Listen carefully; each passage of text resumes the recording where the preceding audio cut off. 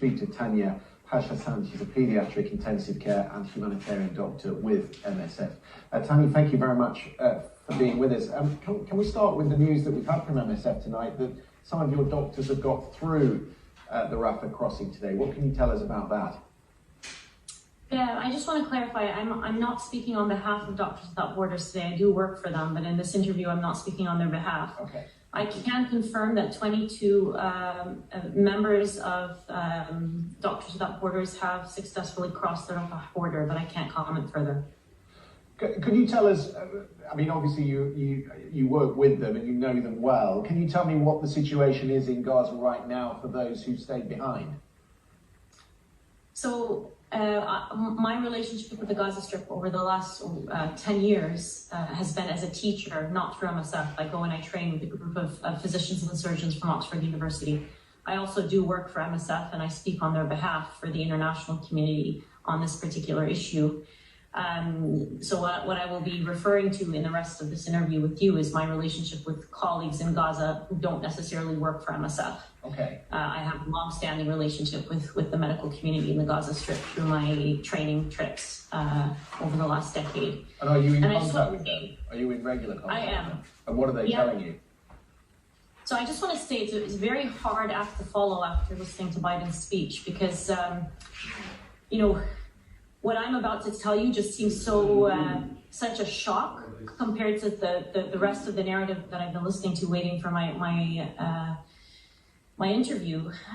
This is an avalanche of human suffering that's 100% man-made. It is the worst humanitarian catastrophe I've experienced in my lifetime and in my growingly long career in humanitarian medicine. And it's burning through the hearts of every single humanitarian that I know. You know, I'm going to paint a picture for you of the degree of suffering that we're seeing. People keep asking me about medical aid and hospitals and the situation of the hospitals. The entire hospital healthcare system collapsed almost a week ago. It was announced on TV for the whole world to see. And in that week, there has been indiscriminate bombardment. And I don't even know if indiscriminate is the right term because it's targeting healthcare facilities, ambulances, churches, mosques, schools, refugee camps, densely populated refugee camps, wiping out entire families in a second, entire multi-generational extended families in a second.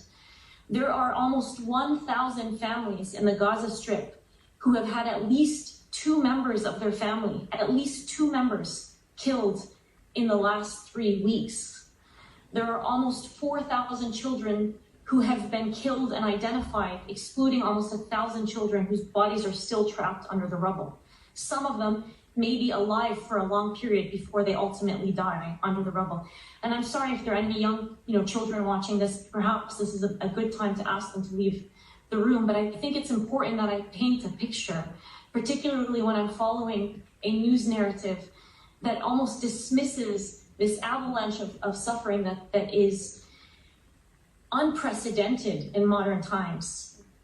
You know, there's an acronym in the Gaza Strip right now. You know, I'm a pediatric intensive care doctor. I see a lot of suffering in my career. There's an acronym that is unique to the Gaza Strip, and it's WCNSF. Wounded child, no surviving family. Children, and it is used not infrequently in the last 3 weeks. It was coined in the last three weeks. One physician told me a few days ago that a little girl came in wounded, and she had a piece of paper in her pocket that she handed to him. He sent me a picture of the piece of paper. It had 27 names on it, and she said, "These are the members of my family that were with me in my home. Please look for them. Please look for them under the rubble. Don't look for this one," and she points to the name of her sister. "I know she's already dead." This is a 10-year-old little girl. Wounded child, no surviving family should not exist as an acronym. And to follow President Biden as he continues to justify and to warmonger, all I can say is this has to stop. It's a collective stain on our humanity. It's a stain on our collective humanity. Tanya, And let me it was ask you, gonna you paint such a vivid and horrific picture.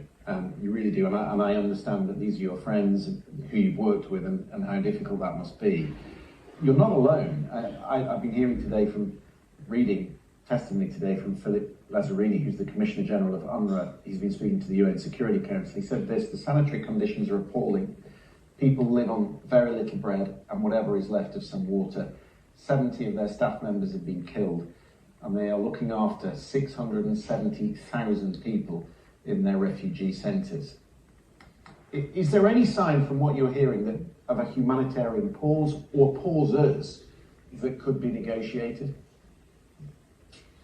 I'm not a politician, but the word pause to me makes no sense. You know, you pause to nourish and hydrate a population before you kill them.